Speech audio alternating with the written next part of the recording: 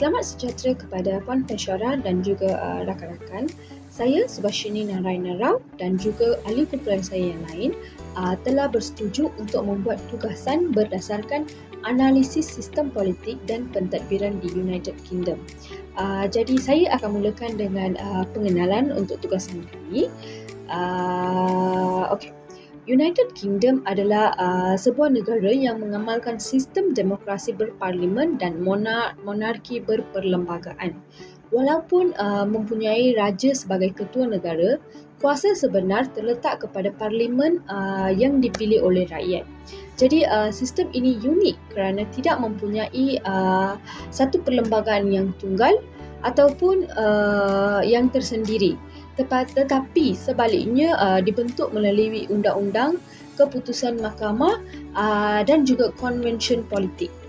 Jadi ini menunjukkan gabungan antara elemen tradisional dan moden dalam sistem politik United Kingdom. Sistem politik UK dibentuk melalui beberapa elemen utama seperti undang-undang statut, keputusan mahkamah dan juga konvensyen politik. Gabungan ini menjadikan sistem UK fleksibel dan mampu menyesuaikan dengan perubahan semasa yang berlaku. Seterusnya saya akan menerangkan berkenaan sistem politik dan juga budaya pentadbiran di UK. Jika anda lihat, sistem politik dan budaya pentadbiran UK saling berkait antara satu sama lain. Ini kerana sistem politik menentukan struktur dan kuasa, manakala budaya pentadbiran pula memastikan dasar dapat dilaksanakan dengan berkesan. Jadi gabungan ini sangat penting untuk memastikan kestabilan dan kecekapan pentadbiran negara. Sistem politik mempunyai beberapa ciri. Antaranya adalah sistem politik UK ialah kewujudan dua parti dominan iaitu Parti Konservatif dan Parti Buruh. Manakala ciri untuk budaya pentadbiran adalah UK menekankan aspek accountability dan ketulusan. Setiap tindakan kerajaan dipantau melalui laporan dan siasatan parlimen. Ini membantu mengurangkan penyalahgunaan kuasa dan meningkatkan kepercayaan rakyat. Sistem ini dilihat sangat memudahkan pembentukan kerajaan dan juga memastikan kestabilan politik. Itu sahaja daripada saya. Saya akan serahkan kepada rakan saya untuk menerangkan yang lain-lain. Assalamualaikum warahmatullahi wabarakatuh. Nama saya Ahmad Amirul bin Ma'no, nombor metrik 290348, dan saya akan menerangkan bahagian sifat dan aspek asas budaya politik di United Kingdom dan asas sistem pentadbiran di United Kingdom. Budaya politik dan sistem pentadbiran di United Kingdom, UK, terkenal sebagai stabil, matang dan saling melengkapi dalam memastikan kelangsungan negara. Budaya politiknya dicirikan oleh penglibatan aktif rakyat dalam proses demokrasi di samping penghormatan terhadap institusi tradisional seperti monarki dan parlimen yang menjamin kestabilan melalui perubahan beransur-ansur, nilai toleransi, liberalisme serta penerimaan kepelbagaian turut mengukuhkan amalan demokrasi yang tertib antara parti politik. Pada masa yang sama, sistem pentadbiran UK berasaskan model birokrasi moden yang menekankan struktur teratur dengan prinsip utama seperti neutraliti politik, meritokrasi dan profesionalism. Dalam kalangan penjawat awam, jentera pentadbiran ini kekal berfungsi secara konsisten walaupun berlaku pertukaran kerajaan, serta diperkukuhkan dengan mekanisme accountability dan ketulusan melalui pengawasan parlimen dan mahkamah. Gabungan budaya politik yang kukuh dan dalam sistem pentadbiran yang cekap ini menjadikan UK sebagai antara negara dengan sistem pemerintahan yang paling berkesan dan dihormati di dunia. Assalamualaikum dan salam sejahtera. Baiklah, nama saya Muhammad Fikri bin Omar. Dalam bahagian saya akan menerangkan tentang aspek dan simbol budaya politik serta sosialisasi politik dan pentadbiran di United Kingdom. Pertama, antara simbol budaya politik yang paling penting di United Kingdom ni ialah institusi monarki. Walaupun raja tidak mempunyai kuasa eksekutif yang sebenar, institusi ini tetap menjadi lambang kepaduan, kesinambungan sejarah dan identiti nasional. Monarki juga berperanan mewujudkan kestabilan politik kerana menjadi simbol yang dihormati oleh rakyat tanpa mengira fahaman parti. Selain itu, budaya politik United Kingdom ni juga dapat dilihat melalui tradisi Parlimen Westminster. Contohnya ialah penggunaan The Mace dalam House of Commons yang melambangkan kuasa diraja yang diberikan kepada Parlimen. So tanpa simbol ni, sidang Parlimen tak boleh dijalankan secara rasmi.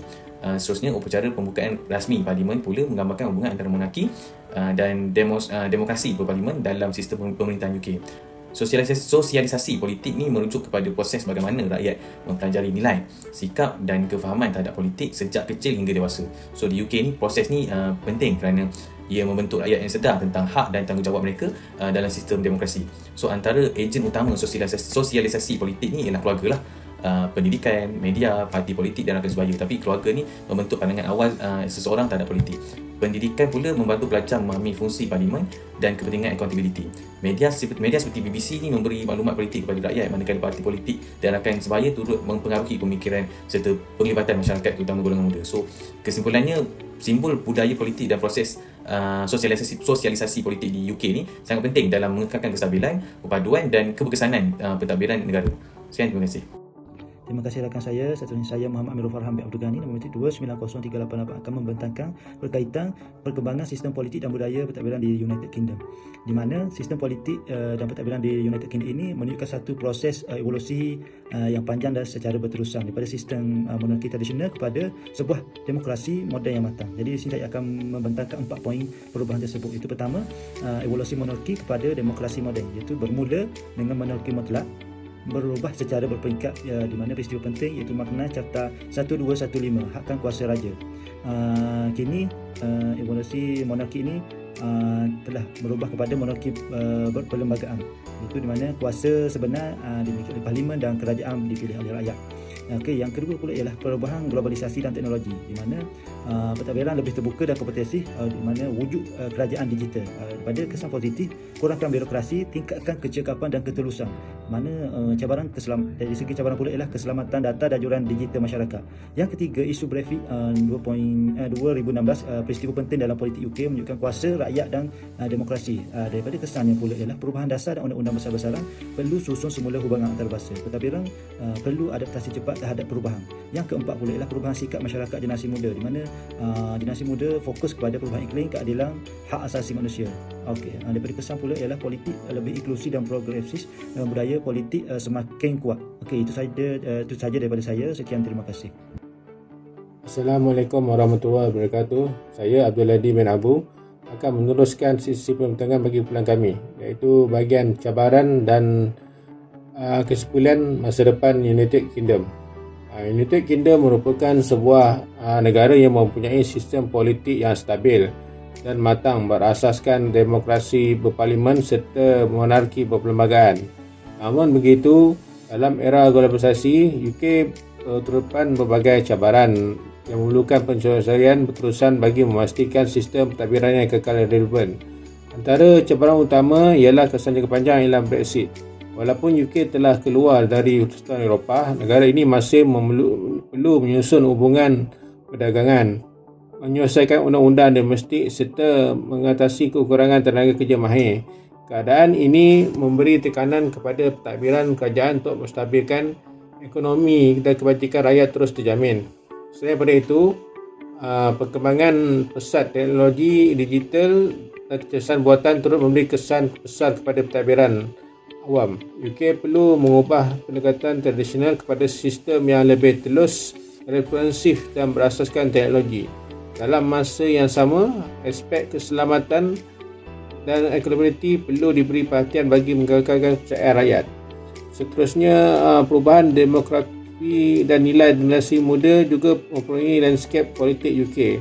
Isu seperti perubahan iklim dan ketidaksamaan sosial semakin menjadi keutamaan, sekaligus mendorong parti politik untuk menyelesaikan dasar mereka. Masyarakat kini juga lebih kritikal terhadap integriti dan ketulusan kepimpinan. Seterusnya, kesimpulan yang dapat kita ambil, kekuatan UK terletak pada keupayaannya mengembangi antara kestabilan dan perubahan dengan sistem pentadbiran cekap serta penglibatan aktif rakyat. UK memutuskan untuk terus kekal sebagai negara demokratik yang stabil dan berdaya saing di peringkat global. Sekian, terima kasih daripada saya. Assalamualaikum.